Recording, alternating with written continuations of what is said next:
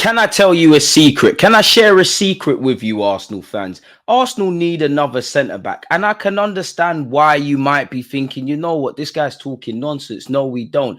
I mean, forgive me for questioning that. I know on the face of it, we've got Gabriel, we've got Saliba, we've got Tomiyasu and Timber who can also play there, Benjamin White as well. And at a stretch, why you don't want to see it, Declan Rice can always play there. But be very honest with yourselves, Arsenal fans, where our main centre-half pairing is concerned. One injury, one suspension, and we are in trouble. There's quite a significant drop-off. We do need a centre-half, in my opinion, among other areas. Step forward, Ousmane Diomande, currently at Sporting Lisbon after a short time spent in Denmark. You can look on Google and see we've been tracking him for a while, dating back to his youth days. And again, I'm sure we've continued tracking him because we're still linked with him and he seems to be getting better and better.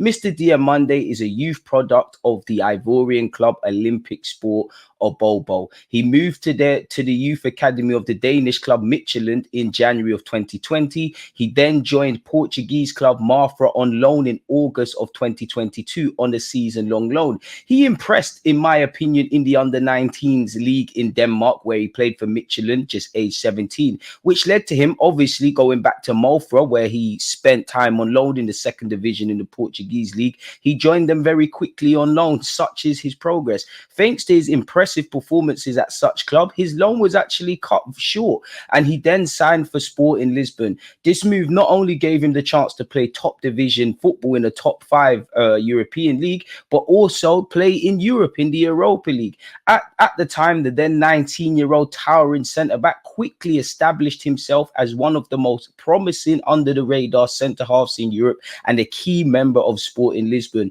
If we jump back to his move to Sporting Lisbon, he only joined them in January of 2023 for £7.5 million. Now, you can imagine if and when he is sold, they will make a significant profit on him. Now, when he joined Sporting Lisbon, respectfully to his time at Denmark, this was obviously his first big step into elite European football. As we know, Sporting, much like many Portuguese clubs, are very famous for bringing through home Portuguese talent and sourcing players from South America, Africa, and whatever continent you want, developing them and then selling them on to shores, as shown really and truly just by looking on Google, as I said earlier, and looking at the big money players that have left the Portuguese league, whether that is Sporting Lisbon, Benfica, Porto, what have you, and set up elsewhere. Going back to his time at Midtjylland, as I said, he impressed there. He then went on loan. He finds himself at Sporting. Since joining Sporting, he despite being 20 years of age, joining them at 18, 19 years of age, depending on when his birthday is, he plays like a veteran. You would not know he's 20 years of age just by watching him.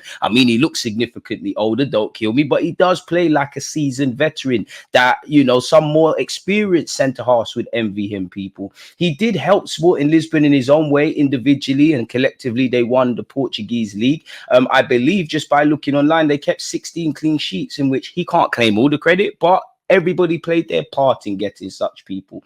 As you can see, we've been linked with him for a while, dating all the way back to his days at Denmark. For me, I like him a lot. I don't know him religiously and things like that, but he is a player I've got a lot of time for.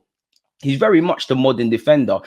As you know, the modern defender in today's day and age, it's not good enough to be a good tackler and all of these things. We'll get onto that. And while you still need to be able to do all of that, you have to be good on the football. There's no way around it, especially if you're playing for Sporting Lisbon or some of the teams he's been linked with, people. Got a good passing range, gallops forward with the ball, glides forward with the ball, has a good temperament of when to keep it simple and when not. He would be great to play in the high line. And I think when you look at his progressive carries and his passes, he embodies the modern ball-playing centre-back. This highlights his ability to play out from the back, help a team drive forward, and play in a team that plays a high line as they look to set up shop in the opposition's half, in which you could see via, taken in April of this year, you can see his successful and unsuccessful passing, people, in that regards, as well as many other statistics. We can't get away from tackling. As I said, while the game has moved on and we live in a day and age when we talk about goalkeepers, the first thing we say is their passing range, and strikers,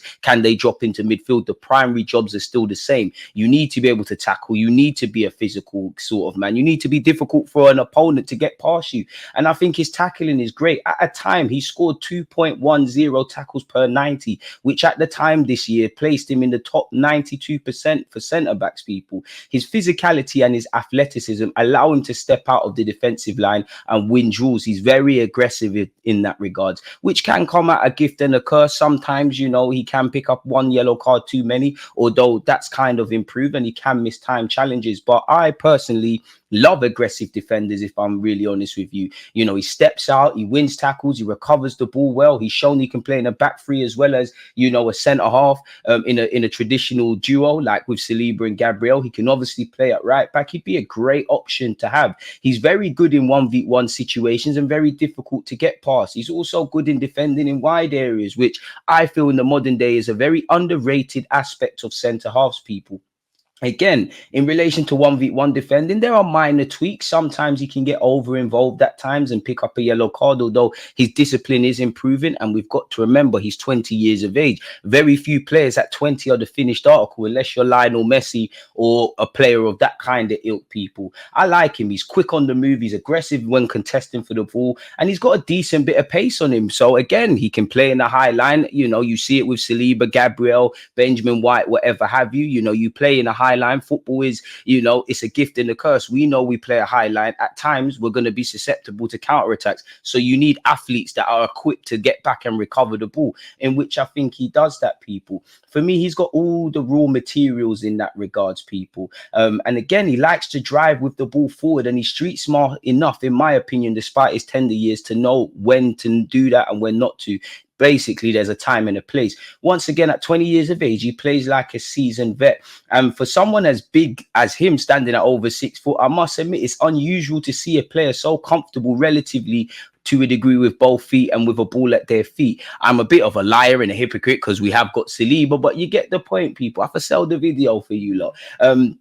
For me, I wouldn't say he's the complete centre back yet, but in theory, in terms of his raw potential, his raw components and what he has, I think he's the complete centre back project. And it doesn't surprise me why he's linked with a lot of top clubs, from Arsenal to Liverpool to Manchester City to Manchester United and clubs from other European leagues. Now, again, being interested and actually bidding are two very different things, but he's drawing interest, and it's without saying Sporting Lisbon are going to sell him one day for a significant profit. I don't think he'll be there within the next 18 months. I don't even think he'll be at Sporting bar the end of the summer transfer window, but who knows, people. He's such a solid defender. He's got a strong build. He's good at defending his box and other areas. He's aggressive. He's got high energy and technical qualities to win the ball back. He's a good passer. He's very progressive in that regard. He's got a lot of potential, and he's at the right place in Sporting Lisbon at this moment in time to hone that, people. In terms of intelligence, he's a player capable of benefiting the team and players around him, people.